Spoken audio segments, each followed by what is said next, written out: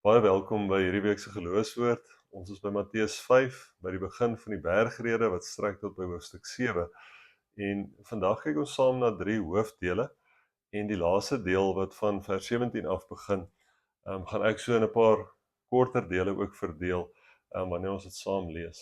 Maar kom ons word net eers stil. Ons erken dat die Here ook teenwoordig is daar waar hy is en dan kyk ons ook saam na die eerste gedeelte Matteus 5 vanaf vers 1. Here, U is die God wat die lig is vir die wêreld. U is die God wat in die hopelose omstandighede van hierdie lewe vir ons hoop bring. U is die God wat liefde is wanneer daar haat is, Here. U is die God wat aanvaar wanneer die wêreld ons nie wil aanvaar nie. Dankie, Here, dat U die getroue God is wat ons ken en al ons omstandighede ken en met ons die pad loop in hierdie lewe. En dankie vir hierdie geleentheid, Bybelstudie geleentheid, waar ons saam kan wees op 'n virtuele manier en kan weet U is teenwoordig. Dankie dat U te alle tye oral teenwoordig is, die alomteenwoordige God is, maar ook die almagtige God is, die allerheiligste is, die een is wat ons geskep het. En dankie dat U so gekies het deur Jesus Christus om die verhouding wat eens deur die sonde verbreek was, te kom herstel. Mag ons ook nou, wanneer ons by U woord stil staan, mag ons weet dat U saam met ons is, mag ons beleef dat U saam met ons is. Mag ons wanneer ons lees, bespreek en vrae beantwoord, Here, dit doen tot eer en verheerliking van die groot en almagtige naam. Nie wat ons so wonderlik is nie, omdat U deur die Heilige Gees in ons deur ons werk en ons meer en meer vorm tot die mense wat U wil hê ons moet wees. Dankie, Here, vir hierdie voorreg. Lei ons, seën ons in die wonderlike naam bid ons dit. Amen. Ek lees vir ons Matteus 5 vanaf vers 1. Toe Jesus die skare sien, het hy teen die berg opgegaan. Hy het gaan sit en sy disippels het na hom gekom. Hy het begin praat en hulle geleer en gesê, gelukkig is die armes van gees, want aan hulle behoort die koninkryk van die hemele. Gelukkig is die wat treur, want hulle sal vertroos word. Gelukkig is die sagmoediges, want hulle sal die aarde erf. Gelukkig is die wat honger en dors na geregtigheid, want hulle sal versadig word. Gelukkig is die barmhartiges, want hulle sal barmhartigheid ontvang. Gelukkig is die wat suiwer van hart is, want hulle sal God sien. Gelukkig is die vredemakers, want hulle sal kinders van God genoem word. Gelukkig is die wat vervolg word ter wille van geregtigheid, want aan hulle behoort die koninkryk van die hemele. Gelukkig is julle wanneer die mense julle om my ontwil beledig en vervolg en vals beskuldig van alles wat sleg is. Wees bly en jubel, omdat julle beloning groot is in die hemele. Hulle het immers die profete voor julle net so vervolg. Ek gee nou eers geleentheid om oor die eerste gedeelte na te dink en met mekaar te deel wat vir jou uitgestaan het.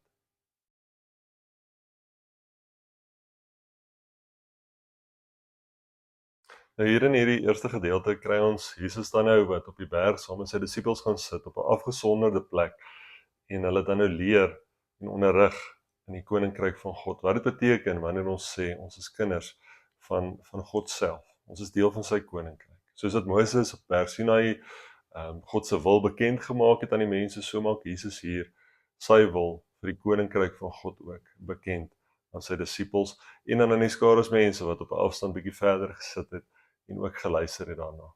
En dan is daar 'n paar kenmerke wat Jesus dan nou hier uitwys in hierdie eerste gedeelte van hoe iemand lyk wat hom navolg, wat die Here dien, wat sy koninkryk ook soek. Die eerste kenmerk is dat armes van gees die koninkryk van God sal ontvang.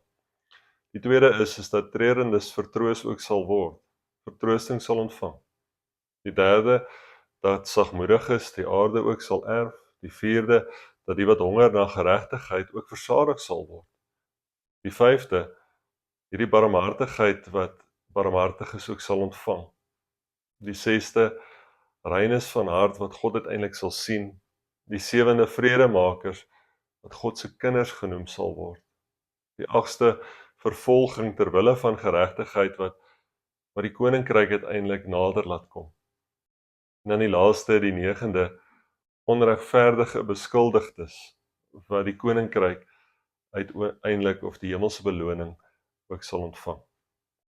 Nou hierdie amper etiek wat ons hier kry van wat dit beteken om 'n volgeling van Jesus te wees, wys vir ons dat God se wil nie afgedwing word met mag nie. Dat ons as kinders van God dit nie met mag doen nie, maar met liefde, met sagmoedigheid. En uiteindelik bring dit volharding, dit bring 'n groot vreugde, selfs wanneer dit nie goed gaan nie, wêreldsgewys nie goed gaan nie. Kan ons vreugde in die Here ook vind. Ek gaan nie nou vir ons 'n vraag vra nie, maar aan die einde 'n paar vrae, so 5 vrae ook vra. So kom ons lees verder Matteus 5 vanaf vers 13. Julle is die sout vir die aarde, maar as die sout sy smaak verloor het, waarmee sal dit weer sout gemaak word? Dit deug vir julle niks meer nie, behalwe om buite gegooi te word, sodat dit deur die mense vertrap kan word. Julle is die lig vir die wêreld. 'n Stad wat op 'n berg lê, kan nie weggesteek word nie. Mens steek ook nie 'n lamp op en sit dit onder 'n maatemmer nie, maar op 'n lampstander en so gee dit lig vir almal in die huis. Laat julle lig so voor die mense skyn, sodat hulle julle goeie werke kan sien en julle Vader wat in die hemele is, kan verheerlik. Ek gee weer geleentheid as daar enigiets is wat vir jou uitgestaan het uit hierdie tweede gedeelte om dit mekaar te deel en dan sal ons ook verder na die teks saam kyk.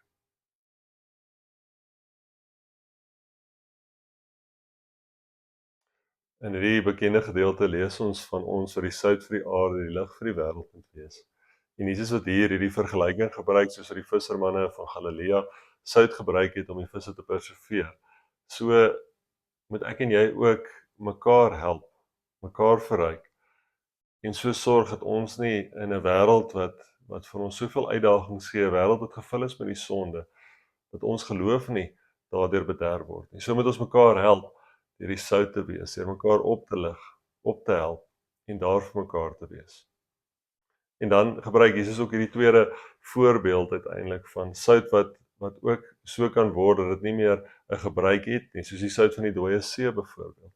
Sout wat eintlik maar uitgegooi word, nutteloos is. En Jesus wat dan waarsku hier dat godsdiens sonder werklike toewyding kan nie so wees nie. Ons kan nie sê ons dien die Here en dit nie ook wys in ons werke en die manier wat ons ook mekaar hanteer nie. En daar is 4 goed wat so mooi is van hierdie sout wat Jesus hier uitwys. Die eerste is dat dit smaak gee. En die betekenis daarvan dat ons uiteindelik as gelowiges vreugde en betekenis tot mekaar se lewens kan bring. Die tweede is dat sout uiteindelik help om te persevereer. Die betekenis daarvan is dat ons mekaar moet help om nie vervalle te raak in die doen van God se wil nie. Die derde is hierdie genesingsaspek van sout. Ons wat as gelowiges die opdrag gegee word om genesing te bring in 'n stikkende wêreld. Jesus wat vir ons, of die Here wat vir ons die krag gee om dit te kan doen. En dan die vierde, dat sout net werk, dat dit net waarde het as dit gebruik word. En so moet ons ook die gawes wat die Here vir ons gegee het, gebruik vir sy werk, sodat ek en jy ook disippels kan wees, maar disippels ook kan maak vir hom. Hierdie 4 betekenisse van sout as metafoor wat ons in hierdie gedeelte ook kry. Jesus sê hier dat ons die sout vir die aarde moet wees. Dan sê hy ook dat ons die lig vir die wêreld moet wees, sigbaar moet wees. Mense moet kan sien dat ons hom dien, dat ons hom ken. En mense moet dit sien hierdie manier waarop ons leef, hierdie manier hoe ons hulle hanteer, deur die dinge wat ons sou kies om uiteindelik te doen. Ons moet nie onder 'n maatemmer gesit word of toelaat dat ons gawes en die Here se werking in ons lewens, soos hierdie beeld wat hier gebruik word, onder 'n maatemmer geplaas word. Maar ons moet met volharding, met vrymoedigheid die Here se opdragte uitvoer. Partykeer gaan dit moeilik wees, maar ons moet ook onthou dat daar disippels in die verlede was wat die Here se opdragte uitgevoer het, selfs in die moeilikste van omstandighede. En so spoor die Here ons aan om hierdie lig nie weg te steek nie. Maak nie saak hoe moeilik dinge raak of hoe moeilik dit lyk nie of hoe onmoontlik dit mag wees nie. Ons het sy lig verkondig. Ons het dit versprei, want wanneer mense dit het hulle die ware lig ook uiteindelik. Ons dink ook aan Jesus wat self sê dat hy die lig vir die wêreld is in Johannes 8. So mooi vergelyking wat ons hier kry. En ons wat die opdrag gegee word om ook sy lig te gaan wees. Soos dat hy die lig is, so moet ons ook die lig gaan wees oral waar ons gaan. Kom ons lees verder uit Matteus 5 vanaf vers 17. Moenie eers daaraan dink dat ek gekom het om die wet of die profete af te skaf nie. Ek het nie gekom om af te skaf nie, maar om te vervul. Amen, ek sê vir julle, totdat die hemel en die aarde tot niet gaan, sal daar beslis geen jota of titel van die wet tot niet gaan nie, totdat alles vervul is. Wie dus een van die geringste van hierdie gebooie afskaf en die mense so leer, sal die geringste in die koninkryk van die hemele genoem word. Maar wie dit onderhou en ander daarin onderrig, hy sal groot genoem word in die koninkryk van die hemele. Want ek sê vir julle, as julle geregtigheid nie aansienlik meer is as die van die skrifkenners en die fariseërs nie, sal julle beslis nie die koninkryk van die hemele binne gaan nie. Ons lees net eers tot daar. Ek gee jou 'n oomblik om ook oor hierdie eerste gedeelte van die laaste gedeelte dan nou na te dink en saam te praat.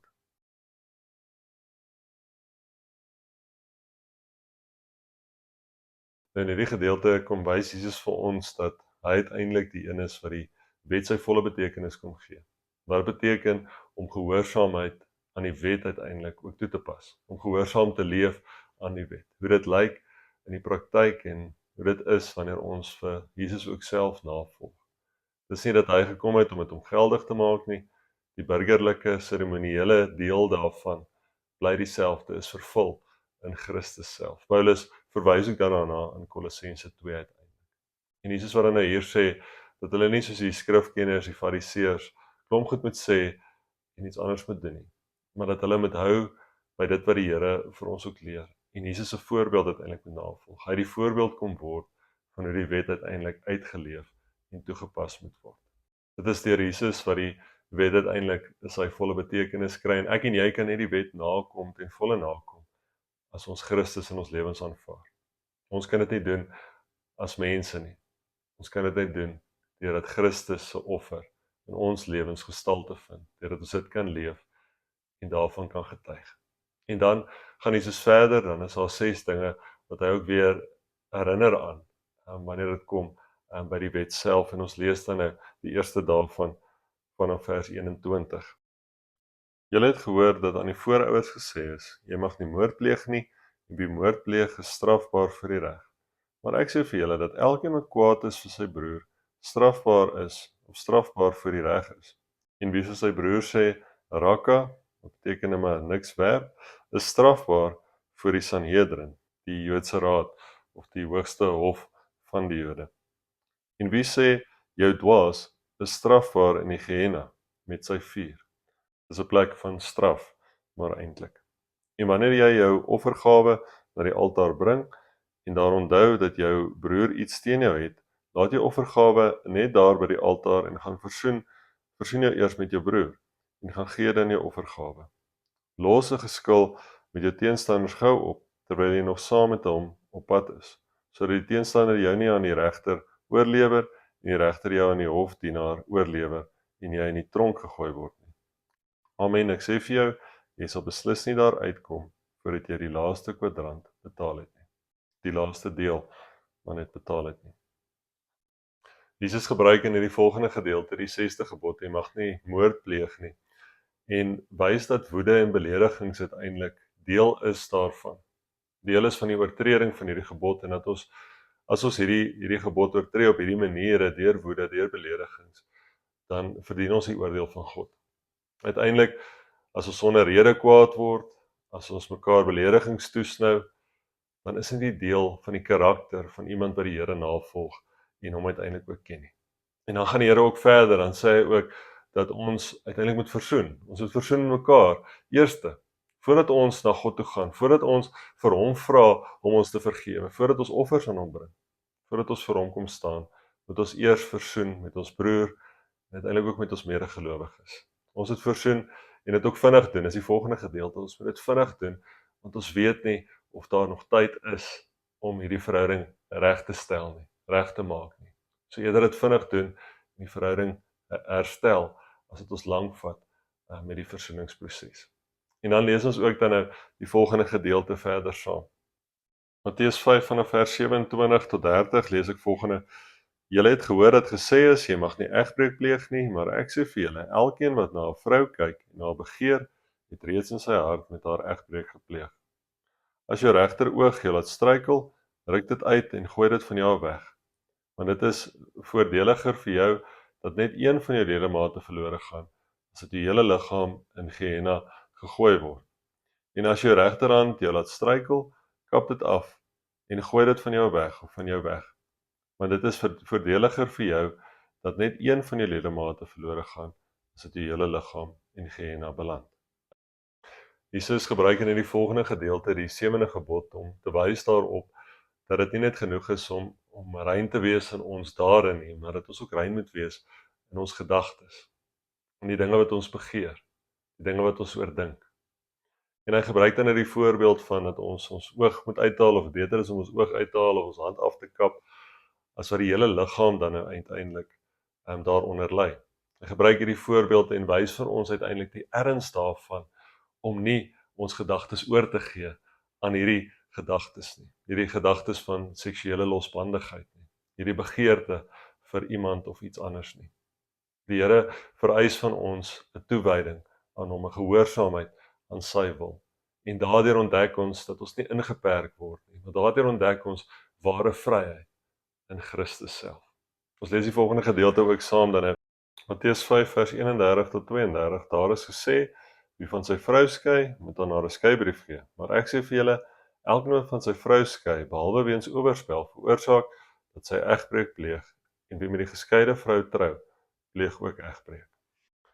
Hier in die volgende gedeelte is Jesus nog steeds besig met die 7de gebod en die oortreding daarvan, en verwys terug na Deuteronomium 24 vers 1, waar Moses dan nou praat van die skeibrief om uiteindelik wat jy moet gee, om uiteindelik die egskeiding ook wettig te maak. Maar Jesus sê dan nou ook hier in dieselfde asem dat Moses uiteindelik dit gesê het as gevolg van die hardheid van die mens, die hardheid van hulle harte.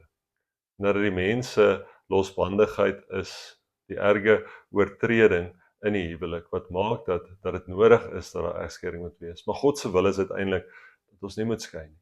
God se wil is dat ons vir ewig getrou aan mekaar ook sal bly, getrou aan mekaar sal bly, en sal vertrou dat hy ook uiteindelik vir ons binne die huwelik sal sorg en sal voorsien. Maar vir dit om te gebeur, moet ons aan hom gehoorsaam bly en sy opdragte uitvoer ook. Saam beter wees as wat ons apart ook is. Ons lees verder dan nou ook hier Matteus 5 vers 33.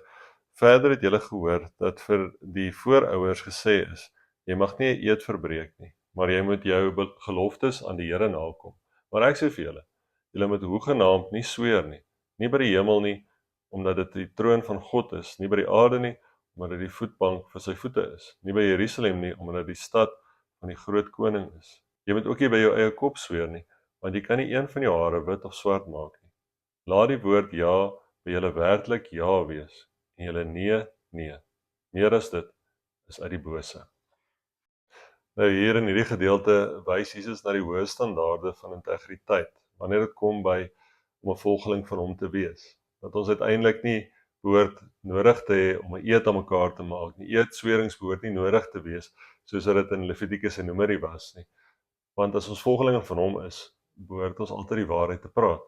Ons ja moet ons ja wees, ons nee moet ons nee wees, soos dat hy ook self dan nou hier sê. Uiteindelik moet ons betroubaar wees, ons moet lojaal wees, en ons moet opreg wees in alles wat ons doen. Dis wat die Here se opdrag ook hier is, en ons moenie by die hemel of die aarde sweer nie. Die Here waarsku daarteen, want dit behoort uiteindelik aan hom. Dit behoort nie aan ons nie. En die mooi gedeelte uiteindelik wat vir ons sê, dat ons in waarheid en opregtheid as volgelinge van hom ook moet leef. Ons lees verder dan in Matteus 5. Julle het gehoor dat gesê is, 'n oog vir 'n oog, 'n tand vir 'n tand. Maar ek sê vir julle, dat julle nie 'n slegte mens moet teengaan nie. Nee, as iemand jou op jou regterwang klap, draai ook die ander een vir hom. As iemand jou voor die hof wil daag en jou onderkleed wil vat, gee hom ook die bokleed. En as iemand 1 myl van jou afdwing, loop 2 myl met hom saam. Gee aan wie van jou iets vra, jy moet die een wat van jou wil leen, nie wegwys nie. Hierdie 5de van 6 gedeeltes hier aan die einde van Matteus 5 handel oor die wet van vergelding. En hier sien ons dat Jesus sy volgelinge aanspoor, vir my en jou aanspoor, om eerder as vergelding te soek, eerder vrygewig te wees. En hy gebruik dan nou 4 praktiese voorbeelde hier, wat ons daarin help. Die eerste voorbeeld is dat ons nie ons teen 'n slegte mens moet verset nie. Nou dit beteken nie dat onreg nooit aangespreek mag word nie. maar dit beteken net dat ons moet dink oor hoe ons reageer. Ons moet teenstand aanvaar sonder om terug te beklei. Dit beteken nie dat ons net moet aanvaar dat dinge nou maar is soos wat dit is nie. Dit beteken nie dat ons nie teen die onreg moet opstaan nie. Maar dit beteken maar net dat ons harte, ons gedagtes moet beskerm, want ons verhouding met die Here moet vir ons die belangrikste wees. Soek eers die koninkryk van God. Dit is Jesus se opdrag ook aan ons. En dan die tweede voorbeeld, praktiese voorbeeld wat Jesus dan hier gebruik, is dat ons die ander wang moet draai. Nou in hierdie praktiese voorbeeld sê dit nie dat ons net moet toelaat dat mense ons slaan nie. Wat hier bedoel word is, wanneer jy met die regterhand geslaan is oor die wang, dan is dit 'n teken van minagting. En deurdat ons die ander wang draai, wys dit op die karakter van 'n gelowige om te versoen. Dit wys weg na hoe ons ook verdraagsaam is teenoor ander en uiteindelik verdraagsaam is om versoening te bewerk, om in liefde ook met mekaar te handel, mekaar te hanteer. En die derde praktiese voorbeeld is dat ons meer moet gee as wat daar geëis word. Nou Paulus sê hier dat gelowiges eerder skade moet ly as wat medegelowiges mekaar hof toe sleep. Nou, al hierdie goed en al hierdie voorbeelde, praktiese voorbeelde is regtig moeilik om toe te pas. Ek besef dit. Maar dis wat Jesus van ons vra. Dis die heiligheid van die God wat ons aanbid. Dis wat hy van ons verwag om meer te gee as wat daar van ons verwag word of gevra word. En so uiteindelik hopelik eerder 'n vriend as 'n vyand daaruit te kry. En dan in die laaste praktiese voorbeeld, die vierde, is dat ons die tweede myl moet gaan. En dit verwys bloot daarna dat ons met 'n positiewe gesindheid ook in hierdie lewe moet leef. Dat ons, wanneer daar van ons gevra word om iets te doen, die Romeinse soldate het baie keer van mense verwag om hulle goed 1.5, 1.6 kilometer ver te dra, 'n myl ver te dra. En Jesus sê hier, maar gaan die ekstra myl. Doen nog meer as dit van jou verwag word. Wees positief, hê 'n positiewe gesindheid en deur daai positiewe gesindheid kan jy dalk net die verandering in iemand anders se lewens wees. Al hierdie praktiese voorbeelde wat so moeilik is om toe te pas, maar uiteindelik die doel daarvan is om Jesus, aan hom die eer te gee, om sy koninkryk te laat kom. En as ons dit kan regkry, dit kan doen, dan kan ons soveel mense ook vir hom uiteindelik wen. En dan sluit Jesus hierdie hele ding af met die moeilikste van almal sekerlik, is om te gee aan die wat vra en te leen aan die wat wil leen. Al wat Jesus hier probeer sê en vir ons moet wys, is dat ons vrygewig moet wees. Dat ons nie moet toelaat dat ons aardse besittings, die aardse dinge uiteindelik ons keer om die koninkryk, die wil van God uiteindelik ook te doen. En dan lees ons dan nou die laaste gedeelte hier in Matteus 5. Matteus 5 vers 43 tot aan die einde vers 48. Julle het gehoor dat gesê is, jy moet jou naaste lief hê en jou vyand moet jy haat. Maar ek sê vir julle, julle moet julle vyande lief hê en bid vir hulle wat julle vervolg, sodat julle kinders van julle Vader in die hemel kan wees. Hy laat immer sy son opkom oor slegte en goeie mense, en hy laat dit reën oor wetsgehoorsaames en wetsverbrekers. As julle diegene liefhet wat vir julle liefhet, verdien julle dan enige beloning? Maak die tollenaar nie ook maar so nie. En as julle slegs julle broer groet, wat doen julle meer? Maak die heidene nie ook maar so nie? Wees dus volmaak, soos julle hemelse Vader volmaak is. 'n Laaste radikale opdrag, dat ons vyande moet lief hê. Nou die wet het nooit gesê dat jy jou vyande moet haat nie, maar daar was sekere groepe wat in daardie tyd ook dit gesien het as dat jy jou vyande moet haat. En Jesus help hulle reg hier, Jesus help sy volgelinge ook reg hier, die disippels reg hier, deur te sê, maar ons moet ons vyande lief hê. Meer as dit, as ons hulle werklik lief het, moet ons vir hulle bid. Ons vir hulle intree voor die Here. Intree vir hulle, sodat hulle harte ook verander mag word deur die Here self. Dis 'n radikale verandering wat kan plaasvind wanneer die Here uiteindelik in iemand se lewe inkom. En dit moet ons wens ook wees vir ons vyande, selfs vir ons vyande. En so wys die Here ook sy hart, sy karakter hier vir ons. Wanneer hy sê, wees heilig soos ek heilig is. En dit is nie 'n lewe van foutloosheid wat ons moet leef nie. Want ons kan nie 'n lewe leef sonder foute nie. Maar wat die Here eintlik ons hier aanmoedig om te wees en te doen, is dat ons sy karakter ook moet leef. Hierdie karakter wat hy in Jesus Christus vir ons kom wys het, hierdie liefde wat ons kom sien het. Daai karakter moet ook ons karakter wees. Hierdie dinge wat hy hier noem, in die eerste hoofstuk van die bergrede. Ons het hierdie dinge nastreef en soek, want dan soek ons die koninkryk van God ook uiteindelik. Dis 'n klomp inligting, 'n klomp goed wat nou ook gesê is. Matteus 5 is omtrent 'n gevulde of 'n gelaaide gedeelte. Maar ek wil vir jou tyd gee. Kyk weer daardeur, praat saam daaroor as jy saam in 'n groep dalk hierna kyk en dink weer oor dit wat Jesus hier sê. En besef dat die Here ook dit alles sê, sodat jy uiteindelik 'n lewe kan leef wat aan hom die eer bring. Nadat julle saam gepraat het, gaan ek vir ons die vrae dan nou ook op die bord sit en dan gaan ek vir ons afsluit met 'n gebed.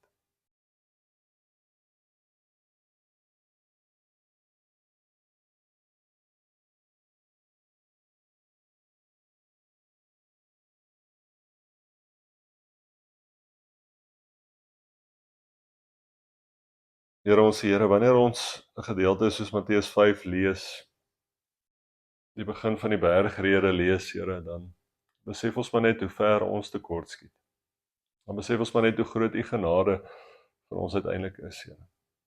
En Here, ons gebed is maar net dat u ons sal help, sal krag gee,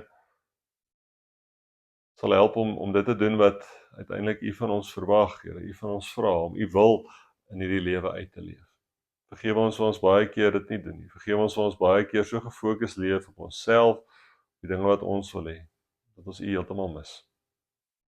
Dankie Here dat u ons uitgekies het as u kinders, Here. Dankie dat u vir ons leer hoe om u volgelinge te wees. En dankie vir 'n gedeelte soos vandag, waar ons u self ook kon hoor. Lei ons hierin, wees met ons en gee ons die krag as God die Vader in die liefde, as God die Seun in die genade en as God die Heilige Gees in die gemeenskap. Amen.